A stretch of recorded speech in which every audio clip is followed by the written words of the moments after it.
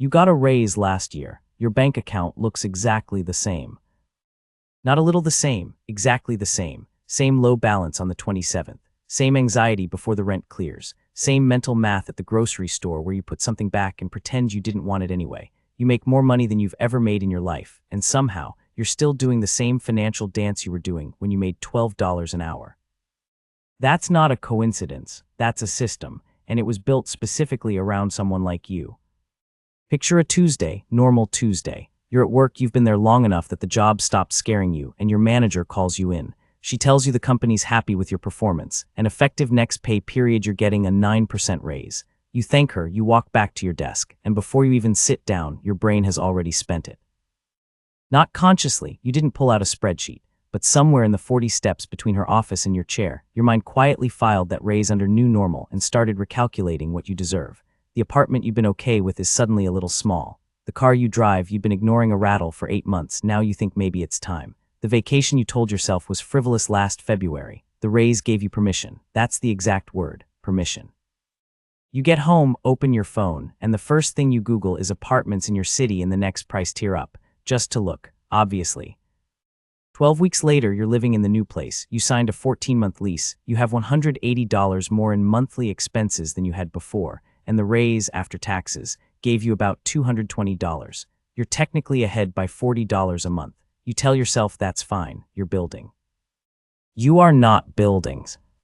There's a term for what just happened, and it's been documented in economic literature long enough that the people who study it have stopped being surprised by it.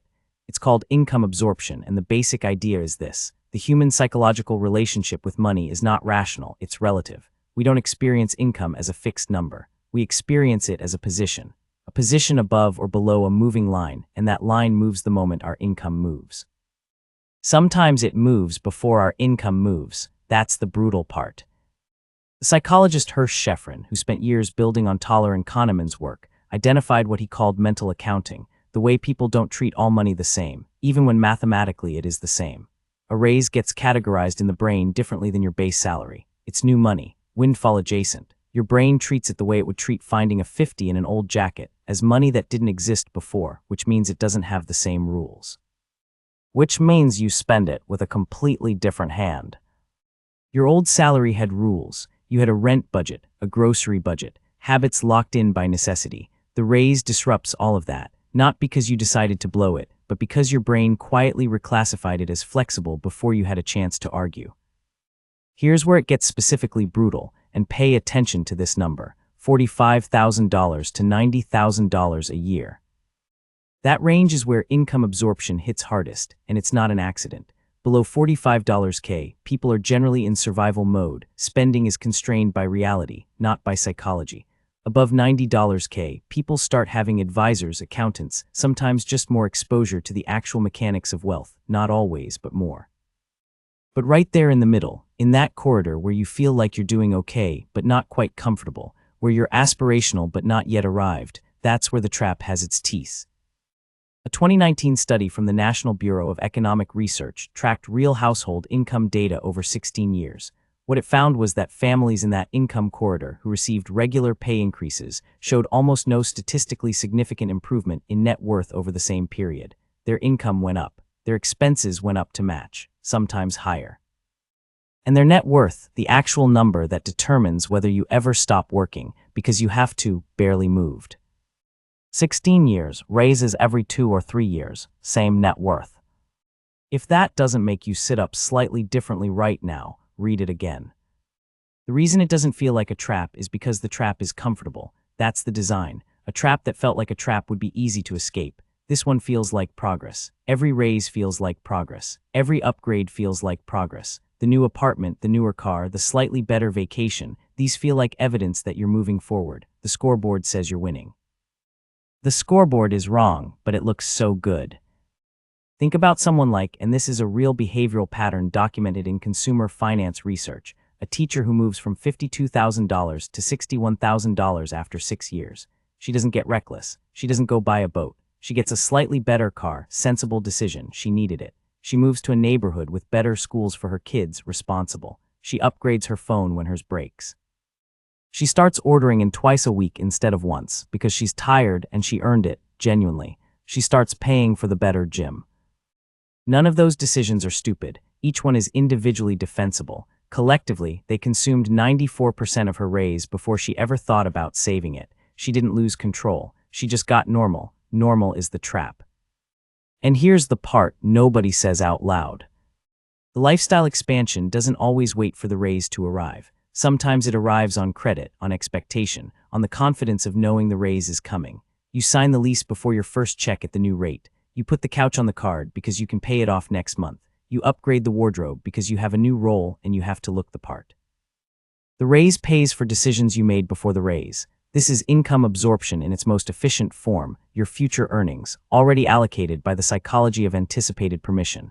Economists call this pre-commitment bias in expenditure. You committed the money before you had it, which means when you got it, it was already gone. You didn't spend the raise, you just settled the debt from having expected the raise. So here's the belief shift, the actual one, not the motivational version. The problem is not that you spend too much. The problem is that you don't have a spending identity that's independent of your income level. You have a spending identity that is a function of your income level. It scales with the number. When the number goes up, the identity expands to match it. When the number stays flat, you feel constrained. That's not a personal failure. That's the default human setting.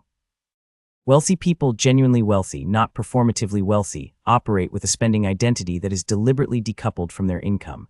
They don't ask, what can I afford now? They ask, what does my money need to do? Those are completely different questions. One is about permission, the other is about direction. The raise doesn't change your wealth. The question you ask about the raise changes your wealth. There are two things quietly wealthy people in that $45K to $90K corridor do that most people never think about, and neither one of them is stop getting lattes. The first is what behavioral economists call a commitment device, a structural barrier between new income and flexible spending. When a raise hits, before it ever lands in a checking account that feels accessible and normal, a fixed percentage gets automatically routed somewhere inaccessible. Not I'll save the extra, automatic, before your brain can recategorize it as flexible new money, before the apartment search. The 9% raise gets split the moment it arrives. A portion disappears into something you don't see weekly. Your lifestyle never learns the raise happened.